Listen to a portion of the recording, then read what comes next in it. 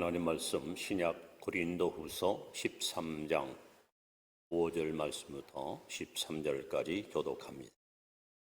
신약 성경 299페이지입니다. 고린도후서 13장 5절 너희는 믿음 안에 있는가? 너희 자신을 시험하고 너희 자신을 확증하라.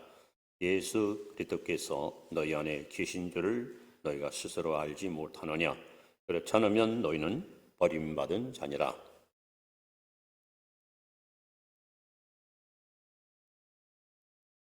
우리가 하나님께서 너희로 악을 조금도 행하지 않게 하시기를 구하노니 이는 우리가 옳은 자임을 나타내고자 함이 아니라 오직 우리는 버림받은 자 같을지라도 너희는 선을 행하게 하고자 함이라.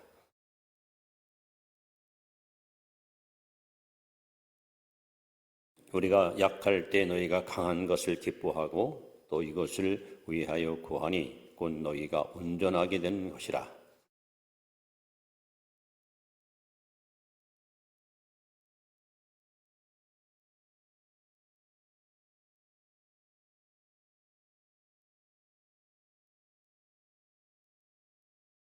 마지막으로 행하노니 말하노니 형제들아 기뻐하라. 온전하게 되며 위로를 받으며 마음을 같이하며 평안할지어다. 또 사랑과 평강의 하나님이 너희와 함께 계시리라. 거룩하게 입맞춤으로 서로 문안하라. 같이 봅니다. 주 예수 그리스도의 은혜와 하나님의 사랑과 성령의 교통하심이 너희 무리와 함께 있을지어다. 잘 오셨습니다. 주님의 이름으로 사랑하고 축복합니다. 인사합시다.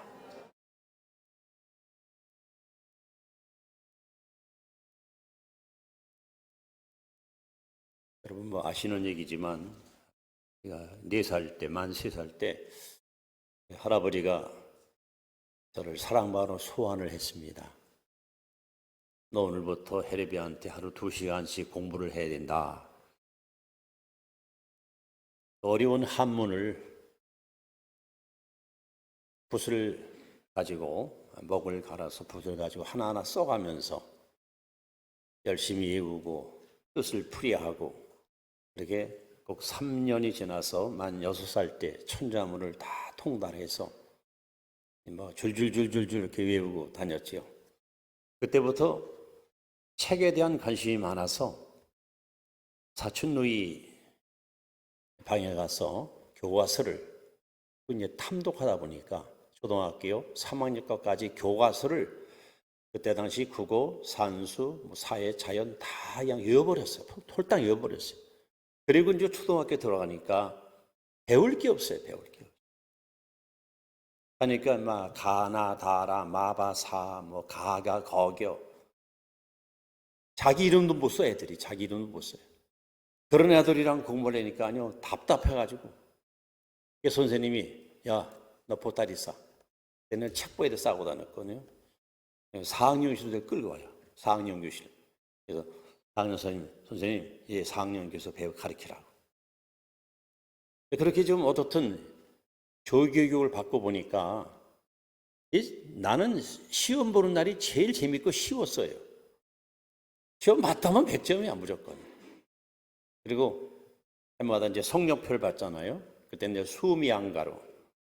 그래서 모든 과목이 다 수.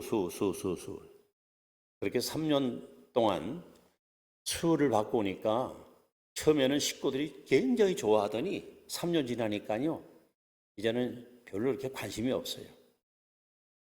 나는 나름대로 최선을 다했는데 관심 없으니까 은근히 좀 속이 상하더라고. 그래서 일부러 그냥 어떤 과목을 엉터리 쳐가지고 미를 받았어요. 그랬더니 이거 웬걸 아버님이 이게 도대체 뭐냐? 그리고 또 야단을 하시더라고요. 우리나라는 모든 그 과목이 어쩌면 이제 대학을 가기 위한 성적 위주로 아이들을 많이 가르칩니다. 거기에 많은 집중을 쏟고 있습니다. 반면 이제 미국 같은 경우는 아이들의 그 고등학교 생활, 이 생활을 가지고 대학 진학에 여러 가지 초점을 맞추고 선발하게 됩니다. 근데 여러분, 우리 신앙생활도 우리가 한번 평가할 필요가 있잖아요. 오늘 나의 신앙평가서 이런 제목을 갖고 말씀을 나누는데, 사실 신앙생활은 평가하기가 굉장히 좀 까다롭습니다. 왜냐하면 교회에서는 신앙생활을 너무 잘해요. 야, 저분은 우리 교회 1등 신자야. 진짜 우리가 본받고 싶어. 그런데 집에 가서는 자녀들한테 인정 못 받는 아버지가 있고 불신당하는 엄마가 있어요. 반면에 직장에 가서는 일을 너무 잘해요.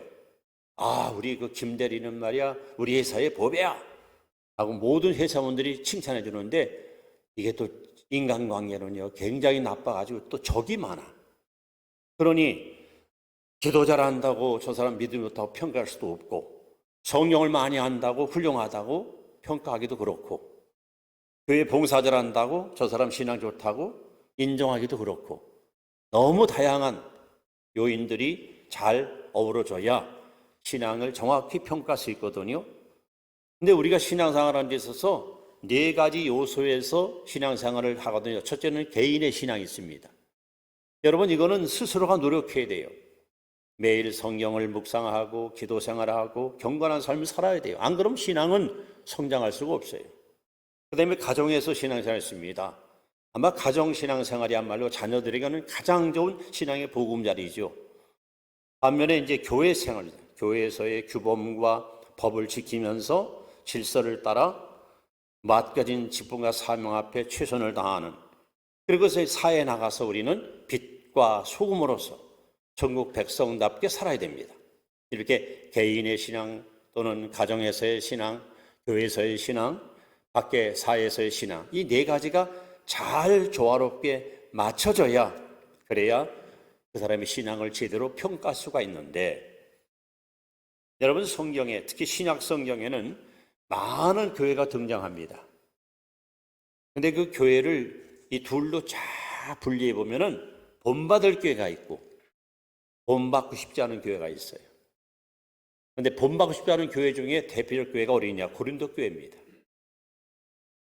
이 교회는요 분열이 심했어요. 분열, 파가 많았어요. 바울파, 베드로파, 아볼로파, 예수파, 분열이 심했어요. 이 교회는요, 교회 안에 분쟁이 있으면은 교회법으로 해결하지 않고 사회법에다가 고발해버려요. 그래서 목사, 장로가 법정에 서가지고 재판을 받아요. 이 교회는요, 질서가 없어요. 은사를 받은 사람들이 자기 받은 은혜만 최고라고. 어쩌다가 이제 공영 예배 때 아무개 집사님 대표 기도하세요 하면은 그냥 기도하면 될 거 아니야. 까뿌레까빠뿌레까빠빠 해서 뭐 방언 맞았다고 방언을 막 떠드는 거예요. 남이 못 알아듣잖아요. 하도 골치 아프고 하도 말썽 많은 교회가 고린도 교회야. 그래서 사도 바울이 2통의 편지를 씁니다. 고린도서 16장, 고린도서 13장. 편지를 쓰면서 그들의 잘못된 것을 시정시키고 그럴 땐 신앙을 올바르게 잡아주는데, 오늘 바로 고린도후서 13장에서 신앙 평가서를 바울이 그들에게 제출하면서 그들의 신앙을 권고하는 것을 보게 됩니다. 자, 이제 사도 바울의 심정으로 오늘 이제 2020년도 10달이 지나갔고 이제 2달밖에 안 남았어. 모든 만물은 지금 다 곡식은 거둬들이는 결실의 계절이야. 그렇다면 나는 그동안 믿음이 제대로 성장하고 신앙생활 잘하고 있고 하나님 앞에 바른 믿음을 갖고 있는가를 우리가 이 시간 평가하기 위해서 하나님 말씀을 가지고 여러분의 신앙을 한번 정확하게 진단해 보도록 하겠습니다. 첫 번째입니다. 13장 5절에 보시면 예수께서 내 안에 계시는가 하는 겁니다. 한번 같이 보겠습니다. 시작. 너희는 믿음 안에 있는가? 너희 자신을 시험하고 너희 자신을 확증하라. 예수 그리스도께서 너희 안에 계신 줄을 너희가 스스로 알지 못하느냐? 그렇지 않으면 너희는 버림받은 아니라. 첫 번째 신앙 평가서입니다. 너희 안에 예수 있느냐? 묻습니다. 여러분 안에 예수 있습니까? 요한일서 5장 12절에 보시면 아들이 있는 자에게는 생명이 있고 하나님의 아들이 없는 자에게는 생명이 없느니라. 사람은 사람인데 내 안에 예수가 없으면 영적으로 죽은 자고 내 안에 예수 있으면 영적으로 산 자예요. 여러분, 예수님은 지금 어디 계실까요? 하나님은 지금 어디 계십니까? 하나님이 처음으로 사람을 만나러 왔던 장소가 에덴 동산입니다. 그러나 에덴 동산은 무대가 사라졌지요. 이 하나님은 아브라함의 제단에 찾아오셨습니다. 역시 그 제단도 없어졌습니다. 이 하나님 모세 성막에 찾아오셨습니다. 그 성막도 이미 다 사라졌습니다. 이 하나님 솔로몬 성전에 오셨습니다. 그 성전도 다 허물어졌습니다. 이 성전은 유대인이 회당에 오셨습니다. 회당도 역시 흔적만 남아 있습니다. 그것이 구약에 하나님이 사람을 만나러 왔던 만남의 장소입니다. 그런데 이제 하나님이 육신을 입고 이 땅에 친히 찾아오셨습니다. 그리고 그 예수님께서 예루살렘 성전을 향하여 너희가 이 성전을 헐라 내가 사흘 만에 일으키리라 그랬어요. 그러면서 뭐라고 성경은 써 있습니까? 이는 자기의 육체를 가리킵니다. 이제는 건물이 성전이 아니고 우리 몸이 하나님의 성전이 된 겁니다. 그래서 고린도서 3장 16절에 너희가 하나님의 성전인 것과 하나님의 성령이 너희 안에 거하신 줄을 알지 못하느뇨. 여러분, 우리의 몸은 시시한 고기 덩어리가 아니라 그냥 몸뚱아리가 아니라 성령을 모시고 있는 하나님의 성전입니다. 그래서 주님 묻는 거예요. 너희 안에 예수 있느냐고. 제가 종종 다른 분들의 차, 교우들도 있지만 목사님 다른 교회 차를 탁 타보면요, 차도 제가 보니까 주인을 잘 만나야 돼요. 아주 더러운 차 있어요. 더러운 차. 겉은 깨끗한데 타보면 왜 이렇게 지저분해가지고 왠 찜찜해요. 앉아있는데 주인이 마음이 뭔가 좀 지저분한 것 같아요. 여러분, 자동차라도 주인이 누구냐에 따라서 깨끗하게 청결하게 사용하는 사람이 있고 아니면 더럽게 취급한 사람이 있습니다. 그런데 예수님이 내 안에 계시다면 여러분, 주님은 어떤 분입니까? 거룩하신 분 아닙니까? 청결하신 분 아닙니까? 깨끗한 분 아닙니까? 그럼 여러분 마음은 당연히 깨끗해야죠. 주님은 어떤 분입니까? 겸손한 분 아니십니까? 온유한 분 아니십니까? 그렇다면 여러분도 겸손해야죠. 주님은 여러분 어떤 분이십니까? 의로우신 분이죠? 너희 안에 예수 있는가? 여러분, 무엇보다도 제일 중요한 것이 바로 이거예요. 아무리 믿음 생활 오래 하고 신앙 생활 오래 했어도 내 속에 내 안에 예수가 없다면 오늘 뭐라 했어요? 너희는 버리운 자니라. 쓸모없는 존재가 되어버리면 마는 거예요. 그래서 여러분 스스로의 신앙 평가서를 한번 이 시간 하나님께 다 내보이세요. 하나님이 여러분을 향해서 너희 안에 예수 있느냐 하고 물을 때 예, 주님, 제 안에 주님을 모시고 주님과 늘 동행하고 살고 있습니다 하고 당당하게 하나님께 자랑할 수 있는 복된 성도 여러분이 되시기를 주 이름으로 축원합니다. 첫 번째 신앙 평가서예요. 예수께서 내 안에 계시는가 합니다. 두 번째 평가서는 7절에 나옵니다. 다시 한번 같이 읽습니다. 우리가 하나님께서 너희로 악을 조금도 행하지 않게 하시기를 구하노니 이는 우리가 옳은 자임을 나타내려 함이 아니라 오직 우리는 버림받은 자 같을지라도 너희는 선을 행하게 하고자 함이라. 자, 두 번의 평가서는 나는 선한 삶을 살고 있는가 하는 겁니다. 나는 선한 삶을 살고 있는가. 자, 하나님이 우리를 왜 구원시켰을까요? 에베소 2장 8절 9절에 보시면 너희가 그 은혜를 인하여 믿음으로 말미암아 구원을 얻었나니 이것이 너희에게서 난 것이 아니요 하나님의 선물이라. 행위에서 난 것이 아닌 이는 아무도 자랑치 못하게 하려 함이라 하면서 에베소 2장 10절에 보면은 우리는 그의 만드신 바라 선한 일을 위해서 지음받았으니, 즉 하나님이 우리를 구원하신 목적은 선한 삶을 살라고, 선한 존재가 되라고. 우리 흔히 이런 말 하잖아요. 저 사람 참 착하다고. 근데 예수 믿는 사람이 착한 사람이 돼야 돼요. 특별히 제사전서 5장 22절에 보면 따라합시다. 악은 그 모양이라도 버리라. 예수 믿는 사람들은 악한 생각, 악한 마음을 품으면 안 돼요. 여러분 아침에 눈을 딱 뜨시면은 시편 1편을 제일 먼저 암송하고 하루를 살아보세요. 전 매일 그렇게 살거든요.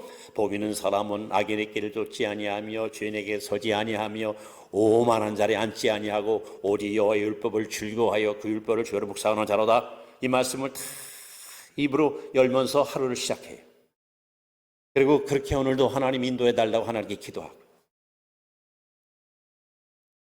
우리는 매일매일 삶 속에서 악은 모양조차도 버리고 항상 선에 서서 선한 편에 서서 선한 일을 도모하고 살아야 돼요. 아무리 세상이 악하고 아무리 세상이 거역할지라도 우리는 거기에 동조하면 안 됩니다. 그래서 오늘 구원받은 성도들에게 바울은 로마서 12장 1절 2절에 이렇게 말하잖아요. 형제들아, 그러므로 형제들아, 너희의 몸을 어떻게 하라고요? 하나님이 기뻐하시는 거룩한 산사로 드리라 하면서 그다음에 뭐라 했어요? 너희는 옛 세대를 본받지 말고 오직 하나님의 선하시고 기뻐하시고 온전한 뜻이 무엇인지를 분별하도록 하라 했습니다. 어떤 일을 도모할 때 하나님의 시선을 가지고 이것이 하나님 보실 때 선한 일인가? 이것이 과연 의로운 일인가? 이걸 우리가 생각하면서 여러분 행동을 옮기라는 거예요. 금년도 10개월을 살아오면서 여러분은 선한 삶을 살고 오셨습니까? 혹시라도 생각을 하도 마음을 하도 악한 생각을 품고 악한 일을 도모했다면 하나님 앞에 철저히 회개해야 됩니다. 우리는 주님 부름 많은 그날까지 항상 선한 삶을 추구하면서 선한 삶을 여러분 갈망하면서 여러분 선한 삶, 착한 삶, 의로운 삶을 살아갈 수 있기를 바랍니다. 이것이 두 번째 신앙 평가서입니다. 세 번째 평가서는 8절에 나옵니다. 8절 같이 읽습니다. 우리는 진리를 거스러 아무것도 할 수 없고 오직 진리를 위할 뿐이니. 세 번째는 나는 진리를 위해 살고 있는가. 여러분은 지금 뭘 위해 살고 있습니까? 물론 처자식을 위해서, 가정을 위해서, 더 나아가는 나라를 위해서 우리가 살아요. 그러나 신앙인으로서 제일 중요한 것이 뭐냐? 나는 진리를 위해서 살아요. 진리를 위해서. 그럼 진리가 뭡니까? 성경의 진리를 뭐라 그랬습니까? 요한복음 14장 6절에 예수께서 내가 곧 길이요 진리요 생명이니 바로 예수 그리스도가 진리입니다. 또한 요한복음 17장 17절에 보시면 아버지의 말씀은 진리니이다. 성경이 진리입니다. 다시 말하면 진리가 뭐냐? 영원한 것, 변하지 않는 것, 천지는 없어져도 영원히 남는 것, 그것이 진리입니다. 그런데 대부분의 사람들은 진리를 추구하지 않고 진리를 거절하고 삽니다. 다시 말하면 찰나적이고 일시적이고 순간적인 것을 도모하고 삽니다. 그러니까는 이 땅에서 아무리 움켜쥐고 살아봐야 결국 모든 거 다 내려놓고 빈털터리로 떠나가는 거예요. 그런데 우리 구원받은 성도들은 진리에서 삽니다. 진리. 요한 1서 2장 17절에 보시면 오직 하나님의 뜻을 행하는 자는 영원하리라. 여러분 우리가 추구하는 이 신앙은요 없어지고 사라지는 허망한 존재가 아니고 영원한 거예요. 영원한 거. 지금 여러분이 걸어온 믿음의 발걸음 여기서 멈추는 게 아니에요. 천국까지 그대로 여러분 직행할 수 있어요. 여러분 이 시간 나와서 예배드리고 하나님께 헌신하는 거 헛되지 않아요. 하늘나라 가면 상급이 기다리고 있어요. 사람들은 이 땅에는 공간 속에서 허우적으로 살지만 우리는 이 땅을 뛰어넘어 저 영광의 나라 천성을 바라보고 사는 영광스러운 믿음의 후손들입니다. 오늘 성경은 분명히 말합니다. 진리를 거스르면 아무것도 할 수 없어요. 말씀을 거스리고 사는 인생은 그건 한마디로 헛된 인생이에요. 우리는 말씀을 붙들고 진리를 따라서 사는 거예요. 이거는 영원한 거예요. 하나님 보장해 주는 거예요. 저희 동기 목사님 중에 한 분이 가나안 동원학교에서 교목과장으로 한 7년 동안 많은 사람들을 훈련시키고 그러다가 그분이 거기서 깨달았어요. 야, 이거 뭐 정신교육시키고 뭐 우리 국민들의 뭐 정신을 갖다 뭐 함양하고 의식을 바꾸는 거 이게 아니다. 진리를 해서 살아요. 진리가 최고다. 그러다 깨닫고선 늦게 신학교를 들어왔어요. 여러분 정신세계, 이 정신세계 갖고는 어떤 제한적인 것 갖고는 안 돼. 그러나 우리는 진리를 위해서 사는 사람은요 영원한 것을 가는 거기 때문에. 그래서 오늘 사도 바울은 고린도 교회를 향해서 묻습니다. 그대들은 뭘 위해서 사는가? 뭘 위해서 사는가? 여러분 우리는 예수 그리스도를 위해서 하나님 말씀을 붙들고 천년의 변함도 변하지 않는 진리의 그 약속을 부여잡고 우리는 흔들림 없이 부름의 서골조가 표대를 향해서 암만 향해 나아가는 용맹스러운 믿음의 용사들이 되기를 주의 이름으로 축원합니다. 네 번째 또 하나 신앙 평가서가 있습니다. 그것은 바로 11절입니다. 같이 한번 읽습니다. 마지막으로 말하노니 형제들아 기뻐하라. 온전하게 되며 위로를 받으며 마음을 같이하며 평안할지어다. 또 사랑과 평강의 하나님이 너희와 함께 계시리라. 너희 걸어가게 입맞춤으로 서로 보내라. 이 말씀은 바로 내 생활 속에 평강이 있는가? 내 삶 속에 평강이 있는가? 여러분 마음 평안 있습니까? 샬롬의 은총을 받고 사십니까? 마음이 다 그냥 괴롭고 근심이 떠나지 않고 불안하고 초조하고 뭔가 쫓기는 것 같고 때로는 잠이 안 와서 막 고통스럽고 왜 그렇게 사십니까? 내 앞에 아무리 전쟁이 나고 여러 가지 풍랑이 일고 고통이 물결이 휘몰아쳐 와도 아무도 뺏어갈 수 없는 하나님이신 진정한 평안을 여러분 마음에 우리는 간직하고 살아야 됩니다. 너는 하나님과 화목하고 평화하라. 그러면 복이 내게 이 말이라. 여러분 천국은 어떤 곳인지 아십니까? 로마서 14장 17절에 보시면 하나님의 나라는 먹는 것과 마시는 것이 아니요 오직 성령 안에서 의와 평강과 희락이라. 하늘나라는 의로운 나라고 하늘나라는 평강의 나라고 하늘나라는 기쁨의 나라입니다. 그 천국이 내 안에 들어오면 그 천국의 왕이 내 안에 와서 거하시면 여러분 안에 증거가 따라와. 의가 들어오니까 죄가 싫어져. 평강이 임하니까 불안과 갈등이 떠나.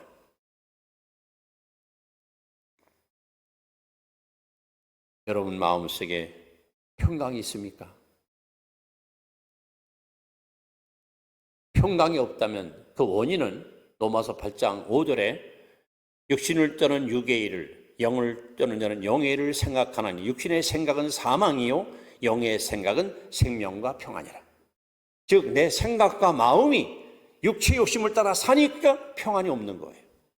성령을 따라 순종하고 살면 여러분 안에 평강이 항상 강물처럼 흐르는 것을 우리는 느끼고 경험하고 살 수 있습니다. 그리고 성경은 말합니다. 악인의 마음에는 평강이 없느니라. 오직 죄사함 받고 마음의 천국이 임하여 예수님이 나의 왕으로 내 마음에 좌정하실 때 여러분 안에는 세상에 줄 수 없는 진정한 평강을 매일같이 맛보고 살아갈 수가 있습니다. 이 교회 안에 여러분 심령 속에 가정 속에 이 평강의 하나님이 늘 함께 하시기를 축원합니다. 그래서 우리 성도들은요 우리 성도들 마음 상태가요 항상 기쁨 충만, 평안 충만, 감사 충만, 은혜 충만, 할렐루야. 이게 충만해야 돼요. 거꾸로 막 불안하고 그냥 걱정스럽고 두렵고 고독하고 왜 그렇게 사십니까? 하나님과 뭔가 틀어지니까 육체의 욕심을 따라 살아가니까 이런 불행한 일들이 찾아오는 겁니다. 그래서 오늘 사도 바울은 신앙 평가서를 여기다 한번 너 평가해보자. 네 가지를 갖고 한번 평가하는 겁니다. 다시 한번 정리합니다. 내 안에 예수님이 계시는가? 여러분 답변해 보세요.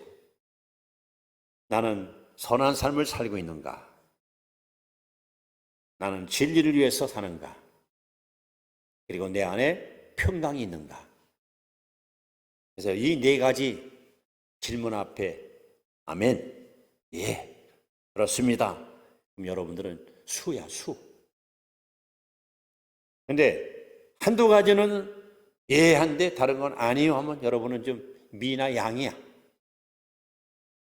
이왕 하나님 앞에는 평가받을 바에야 우리 모두 우등생이 되고 정말 특등생이 되고 막 1등생이 돼야지. 하나님 앞에 야 시시하게 이게 뭐냐 이 정도밖에 못해 하고 여러분 지적받으면 안 되잖아요.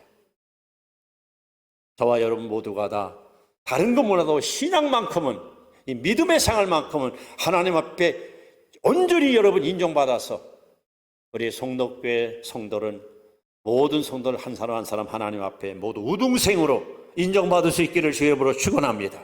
축원합니다. 기도하겠습니다.